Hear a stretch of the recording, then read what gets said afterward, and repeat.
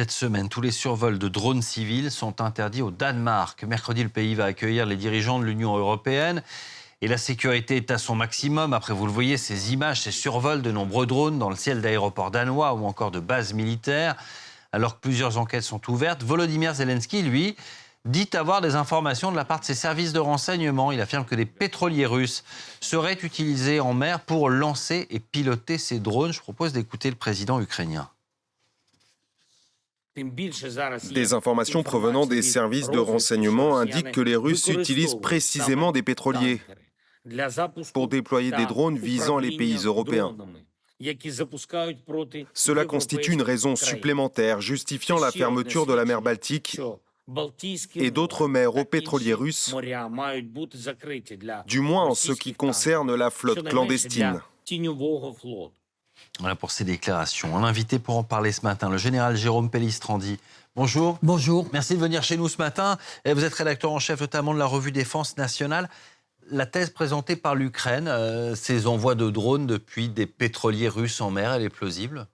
Elle est plausible, d'autant plus que lors de la première séquence donc, de drones au-dessus du Danemark, on a identifié 3 bateaux, alors cargo ou pétroliers, en tout cas proches d'intérêts russes, soit avec des équipages russes, soit avec un pavillon russe. Parce qu'il faut bien comprendre que le Danemark, donc, c'est une voie maritime, en fait, qui permet à la mer, on passe de la mer Baltique vers la mer du Nord, puis la Manche. Oui. Et donc, le trafic maritime fait qu'il y a énormément de bateaux ayant des intérêts russes qui peuvent transiter en toute légalité dans la zone. Et donc, faire partir un drone à partir d'un bateau est assez logique parce que finalement, le drone va faire sa mission et puis on le récupère à bord du bateau, je dirais, ni vu ni connu.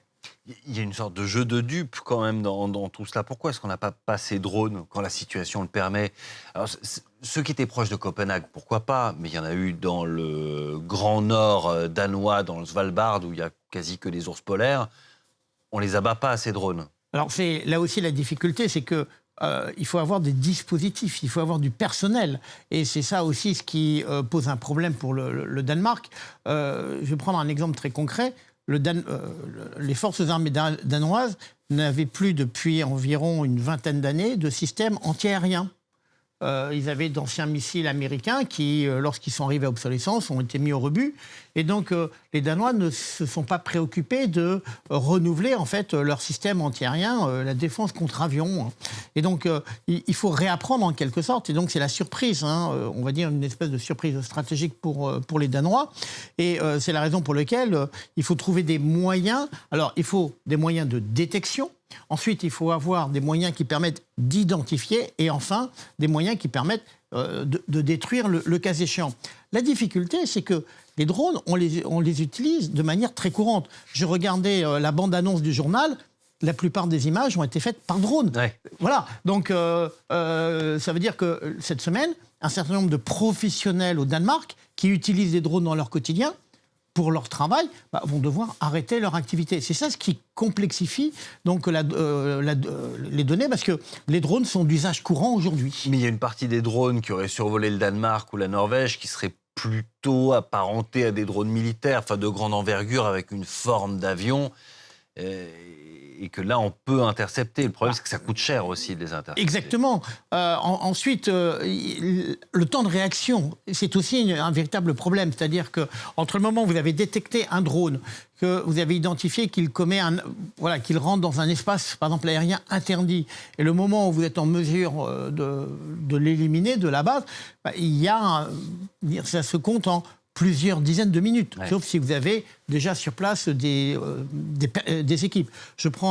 Là encore, je fais un parallèle. Pendant les Jeux Olympiques et Paralympiques de Paris, il y avait des équipes de militaires qui étaient réparties sur les principales zones où il y avait des activités sportives, prêts à abattre des drones. Mais nous étions préparés à ce type de menace. Et avec un petit périmètre, là on parle de toute l'Union européenne, est-ce qu'il n'y a pas lieu de s'inquiéter ? Parce qu'aujourd'hui, ces drones, ils survolent, ils narguent, ils volent tout feu allumé. Mais si demain, l'un d'eux veut mener une attaque, il le peut. Bien entendu, et en particulier, on peut penser par exemple à des grands rassemblements. Là, donc ces drones ont volé de nuit, ce qui d'ailleurs complexifie la tâche pour en quelque sorte les identifier. Mais on peut très bien, et c'est ça l'une des problématiques, d'ailleurs là encore, qui avait été prise en compte pour les Jeux Olympiques et Paralympiques, sur ces grands événements, eh bien, il faut avoir une stratégie de lutte anti-drone. Ce qui est problématique, c'est que les drones, c'est un secteur qui évolue très vite sur le plan technologique.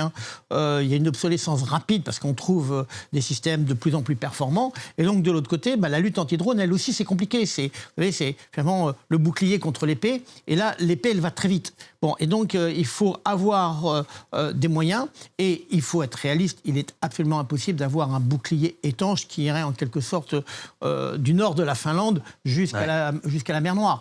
Donc il faut essayer de voir quels sont les endroits les plus sensibles pour avoir ces dispositifs. Mais l'expertise des Ukrainiens, elle peut être intéressante. Là, on a vu une attaque massive sur toute l'Ukraine, et en particulier Kiev et sa région, et la défense antiaérienne ukrainienne a très bien fonctionné.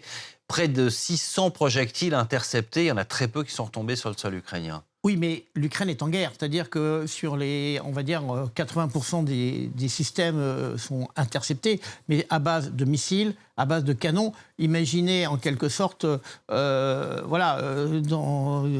Danemark, en Allemagne, en France, tout d'un coup vous entendez des bruits de canons en quelque sorte. Ça, c'est aussi une des difficultés, c'est-à-dire que, et là encore, il faut pouvoir identifier la nature de l'agression. En Ukraine, on sait très bien que les drones russes, c'est pour faire la guerre. Ouais. Là, dans le cas du Danemark ou dans le cas de l'Allemagne, c'est flou. Il y a un doute. Voilà. Donc, est-ce qu'on détruit parce qu'on a vu quelque chose? C'est une question qui se pose. Et d'où il y a un volet légal dans lequel les législateurs doivent aussi s'impliquer. C'est peut-être pas sur la question des drones que les choses vont changer, mais plutôt dans les survols d'avions. Il y a un changement dans les règles d'engagement de l'OTAN face aux incursions russes, notamment après ses vols en Estonie. La semaine dernière, l'organisation a ouvert la possibilité d'abattre des avions de chasse russes qui transgresseraient les frontières aériennes de l'Alliance. Ça peut faire changer les choses, ça? Ça peut faire changer les choses, mais là aussi, très compliqué. Pourquoi? Parce que dans le cas des MiG-31 qui ont survolé, qui sont rentrés dans l'espace aérien estonien, ils n'ont pas commis d'acte hostile. Et donc, on voit bien tout l'intérêt et tout d'ailleurs le narratif de Moscou qui joue là-dessus. Pardon, je vous interromps, mais par le passé, la Turquie n'a pas hésité à abattre un avion russe qui mettait à peine le bout d'une aile dans son espace aérien. Oui, mais la Turquie est membre de l'OTAN, mais les relations entre la Turquie et la Russie sont de nature différente. Est-ce qu'un pays européen démocratique, attaché aux valeurs de la paix, prendrait la décision d'abattre un avion en entraînant tous les autres. Voilà. Et là aussi, c'est une question, et Moscou le sait parfaitement et joue là-dessus. Il y a aussi un problème très concret, c'est la chaîne de décision, parce que, en fait, il faut que quelques minutes. Et donc, est-ce que les chaînes de décision nationales, parce que ça reste un acte national, sont suffisamment efficientes pour pouvoir prendre la décision en quelques minutes? Là aussi, on peut s'interroger. Merci beaucoup, Général Pellistrandi, de nous avoir éclairé sur cette question ce matin. Et on suivra ce rassemblement de dirigeants européens avec cette menace de drone du côté du Danemark.